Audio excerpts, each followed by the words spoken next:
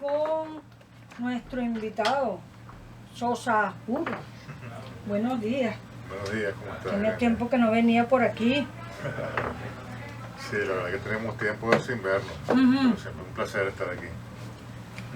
¿Qué te parece a ti, Juan Carlos Sosa Juro? ¿Cómo está el país en este momento? Se avecinan unas elecciones y pareciera que estamos llenos de patriotas cooperantes. Bueno, yo pienso que el país en este momento, Arendia, está quizás viviendo su etapa de oscurantismo más fuerte. Es decir, estamos viviendo una situación verdaderamente lamentable, pero yo siempre insisto en que el haber llegado quizás a este punto tan bajo de nuestra historia, de nuestra situación como país, también presenta oportunidades extraordinarias para entender qué nos trajo hasta donde estamos y qué tipo de cosas tenemos que hacer para cambiar estructuralmente el modelo de país. Es decir, que no podemos seguir estirando la arruga, no podemos seguir poniendo pañitos calientes. Esto no se trata solamente de cambiar personas, o sea, nosotros tenemos necesariamente que entender que fuimos muy irresponsables históricamente en los últimos 50 años con las cosas que hicimos como país, y fue eso lo que permitió llegar al estado en donde ya no se consigue leche, donde no se consigue arroz, donde no se consigue papel higiénico, donde no se consiguen las cosas más elementales para vivir dignamente, ¿no? Y por supuesto la gente no tiene empleo. Entonces yo creo que es momento de hacer una reflexión bien profunda de las cosas y no seguir simplemente en una política que consista en decirle a la gente que tiene que ir a votar cada cierto tiempo y ya, y seguir su vida como si nada estuviera pasando, porque lo que está pasando efectivamente todos sabemos es muy grave, pues, y hay que confrontarlo directamente. Es correcto, pero sí creo que a la gente no se le debe pedir cada cierto tiempo el voto, pero sí creo que es necesario votar.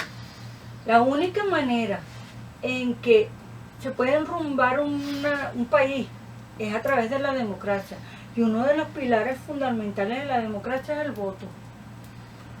Bueno, yo difiero en ese sentido. Yo respeto tu opinión, evidentemente. Yo pienso que en una situación normal lo que tú dices es perfectamente válido. Cuando uno tiene una democracia y una sociedad saludable, evidentemente el voto es absolutamente esencial para que la gente con su criterio elija a sus dirigentes, ¿no?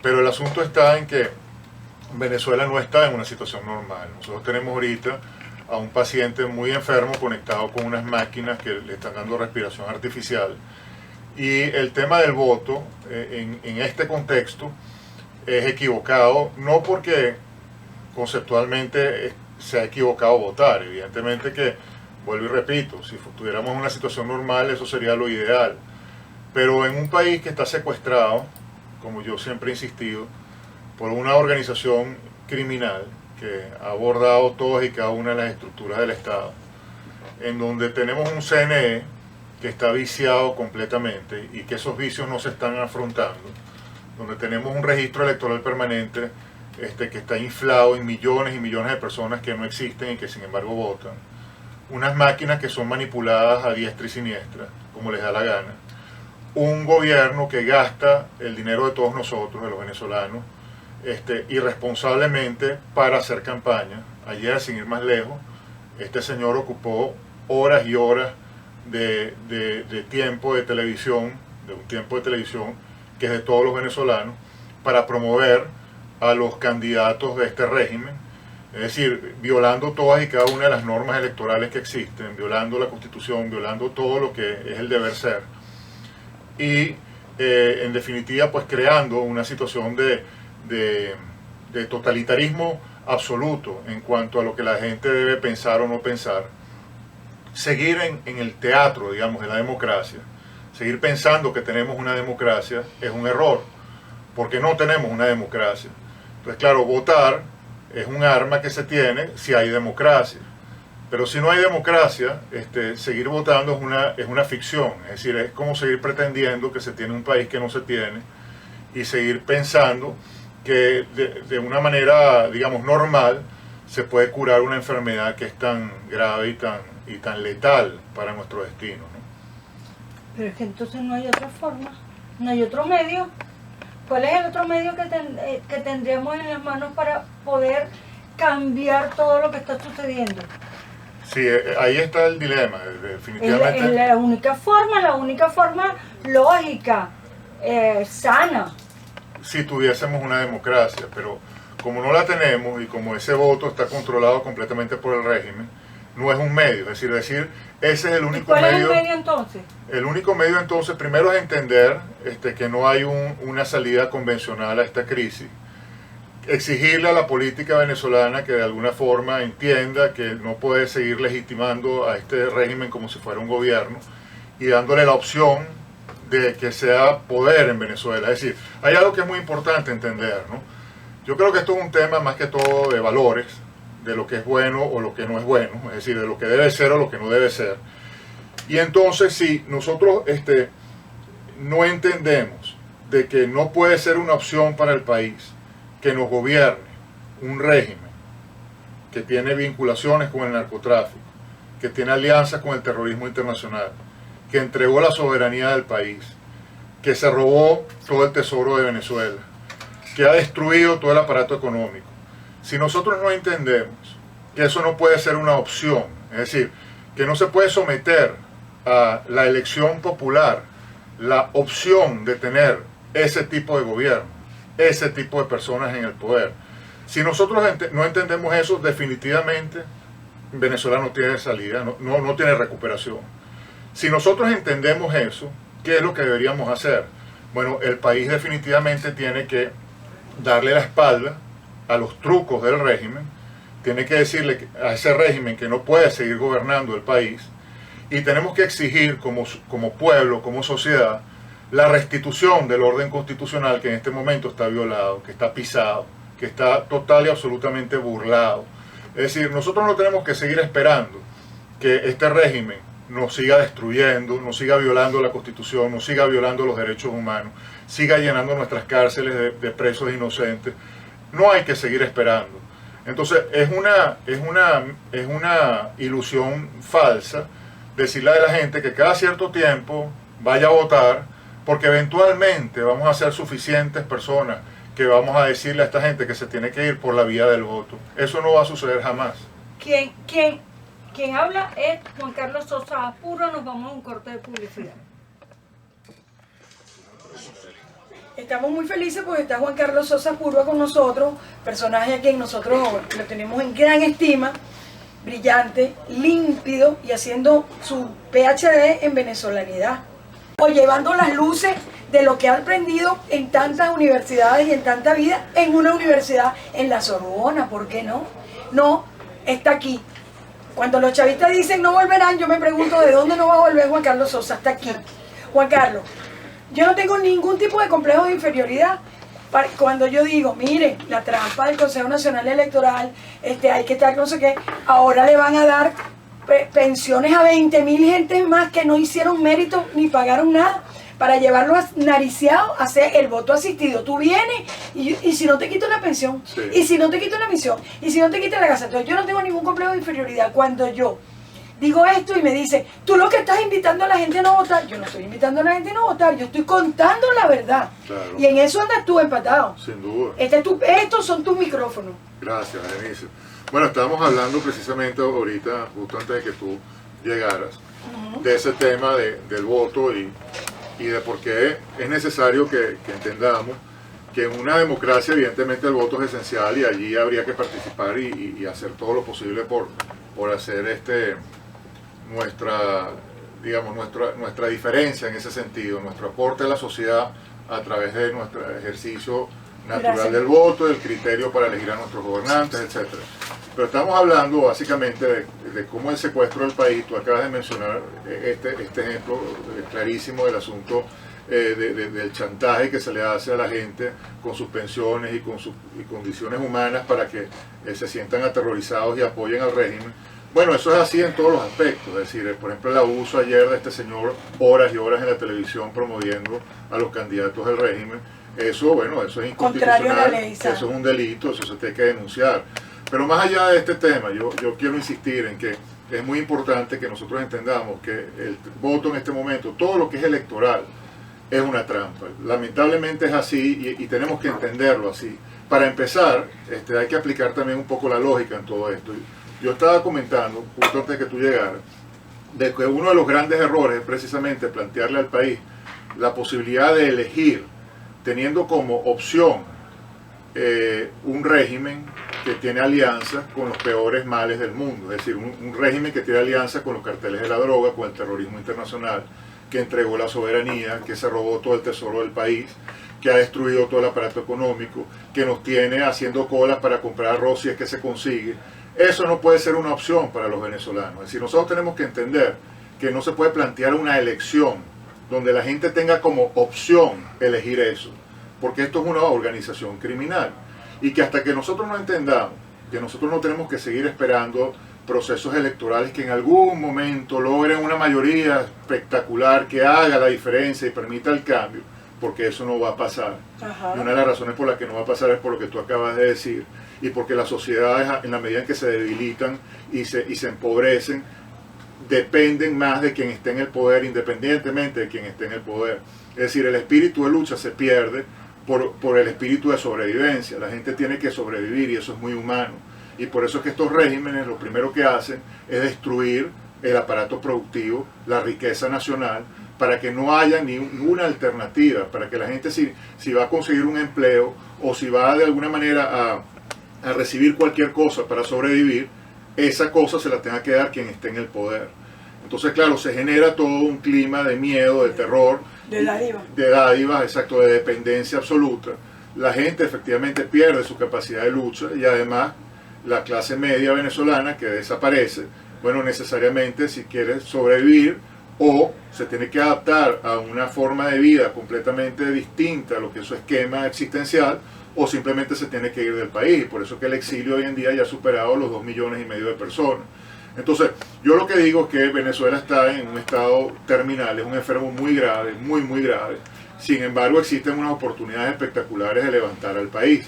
Pero esas oportunidades no van a llegar jamás si nosotros seguimos entrampados en una política que consista simplemente en decirle a la gente, cada cierto tiempo tienes que ir a votar. Ahorita van a terminar las elecciones parlamentarias e inmediatamente la política va a pretender colocar al país en una campaña electoral para las próximas elecciones de gobernadores, que son el año que viene. Y después terminan las elecciones del año que viene de gobernadores y vienen las elecciones de alcalde. Y después terminan las elecciones de alcalde y vienen las elecciones presidenciales. Y así van a tener el país de circo en circo, de distracción en distracción, y mientras tanto, toda la sociedad en una situación verdaderamente lamentable de vida. Entonces, lo que nosotros decimos, primero que nada, y es lo que estamos recorriendo, la razón por la cual nos recorremos el país una y otra vez. Acabamos de terminar una gira espectacular en el Zulia, estuvimos en el estado Bolívar también haciendo una gira maravillosa. Lo que estamos precisamente es viendo, primero, dónde están las grandes oportunidades. Proyectamos esas grandes oportunidades, ese gran país que podemos ser, pero además le decimos a la gente que tenemos que organizarnos todos para exigir la restitución del orden constitucional. Es decir, en este momento el orden constitucional venezolano, todos los derechos humanos, todos nuestros derechos humanos están conculcados, están siendo violados sistemáticamente por un régimen que lo que está buscando como objetivo es destruirnos como sociedad. Entonces nosotros tenemos la obligación y el deber y el derecho también de exigir la restitución del orden constitucional. Y eso no tiene que pasar por un proceso de votación, por un proceso electoral. Esos son mecanismos válidos si efectivamente tuviésemos una democracia saludable y una sociedad fuerte. Pero en una situación como la que tenemos ahorita, una situación de emergencia nacional, si nosotros no buscamos alternativas, mecanismos distintos para resolver el problema, nos vamos a quedar entrampados. Porque lo que sí se ha demostrado, sin ninguna duda, tras 17 años, es que los procesos electorales no han hecho nada para sacar a Venezuela del foso. Y que esos supuestos espacios que va a ocupar la oposición, lo que se dice oposición en Venezuela, no pueden hacer nada para evitar el proceso de destrucción nacional. Porque todo el tesoro del país lo controla el gobierno central, Maduro y su banda de criminales. el que llega alcalde, el que llega gobernador, el que tiene un puesto en la Asamblea Nacional, depende del tesoro que controla Maduro. Porque las alcaldías, las gobernaciones y la Asamblea Nacional no es autónoma ante un régimen que ha secuestrado el poder, ha secuestrado al Estado. Entonces por eso es que uno ve que los empleados de la gobernación de Miranda, aunque tienen un gobernador que supuestamente es de oposición, tienen que ir a Miraflores a hacer cola para exigirle a Maduro que le baje los recursos para poder pagar la nómina y poder seguir operando en la gobernación de Miranda.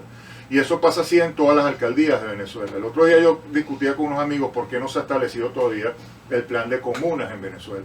La razón por la cual no se ha establecido las comunas es porque no son necesarias.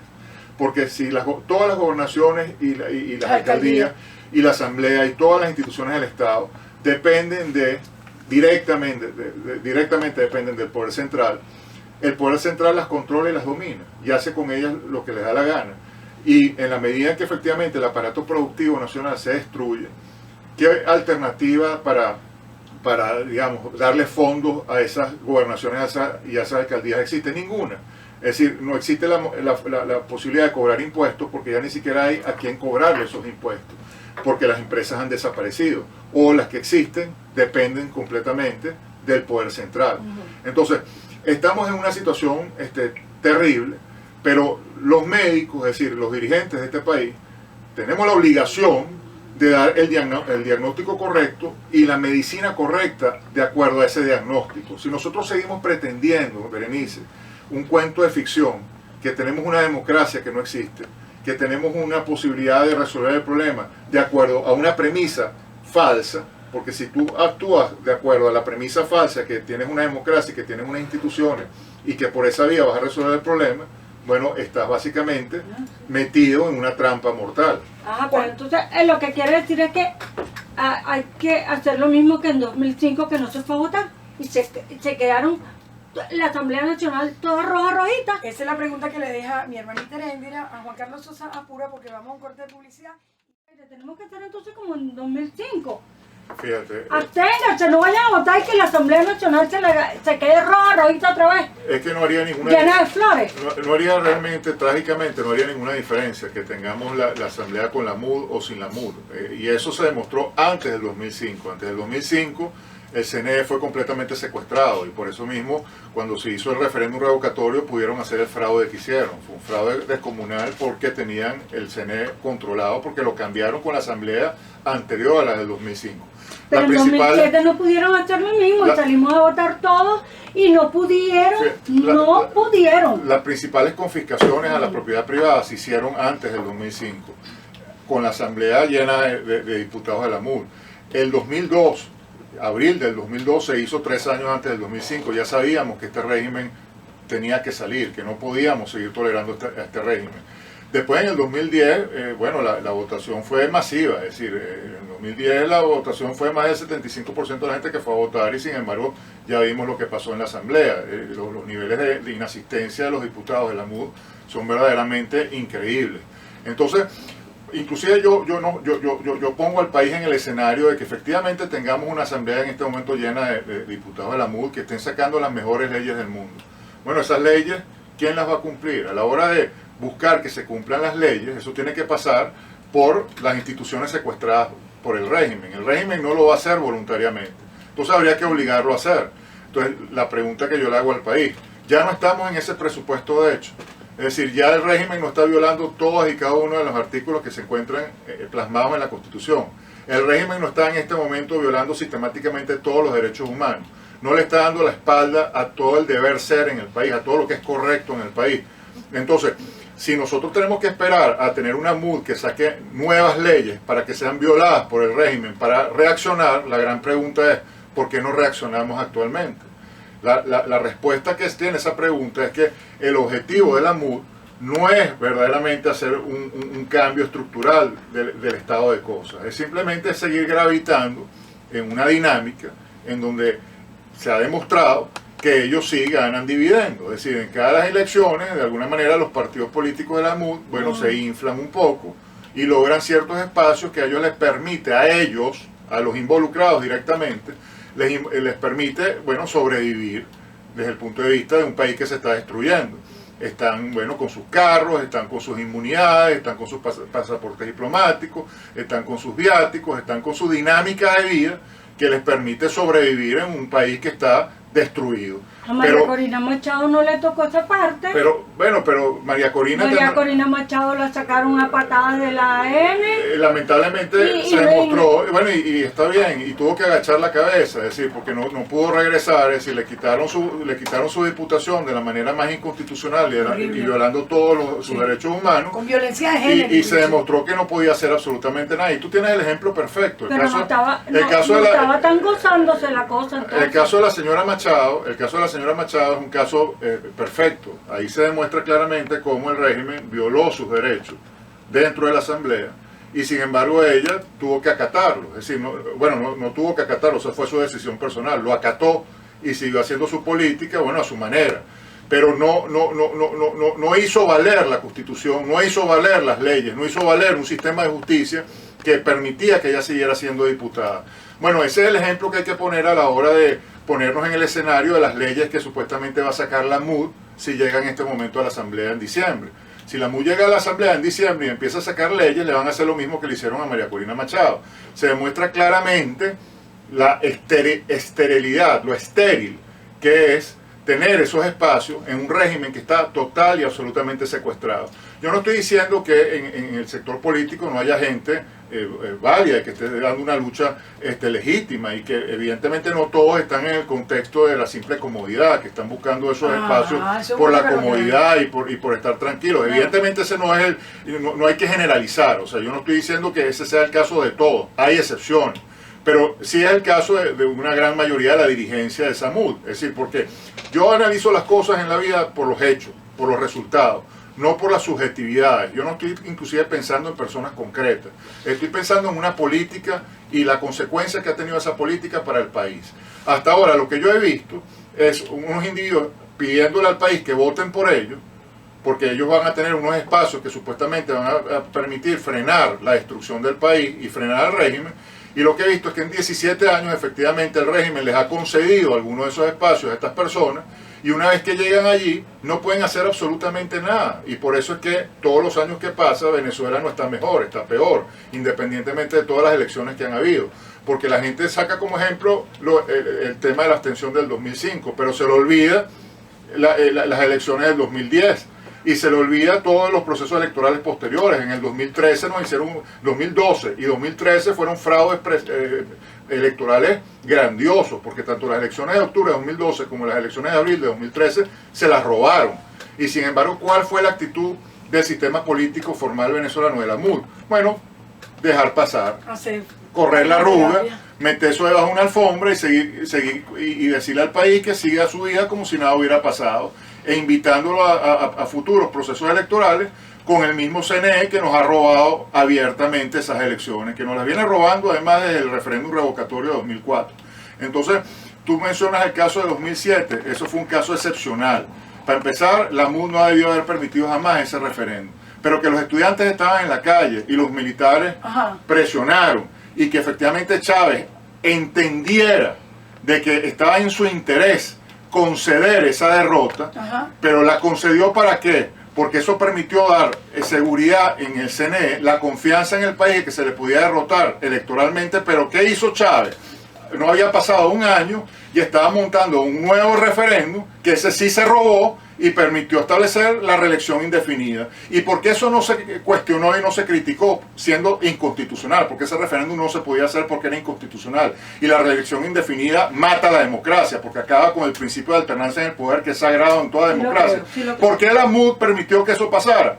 Porque le dieron reelección indefinida no solamente al presidente, sino a todos los cargos de elección popular. A todos los alcaldes de la MUD y a todos los diputados de la MUD y a todos los gobernadores de la MUD también podían ser reelectos indefinidamente. Entonces, camburcitos para todo el mundo, se quedaron tranquilos y permitieron que Chávez destruyera definitivamente la democracia. El que se engoriló es Juan Carlos Sosa Apurba. Espero que se me vuelva a engorilar otra vez dentro de poco tiempo. Bienvenido. Un gran placer, muchísimas gracias a las dos por la invitación. No, tú siempre estás invitado aquí. 11:55 minutos, mañana nos vamos a un corte de publicidad, no, se acabó el programa. Claro. Y mañana nos vemos aquí con la brujita, le vamos a echar las cartas a Juan Carlos Sosa. Ay, Dios mío.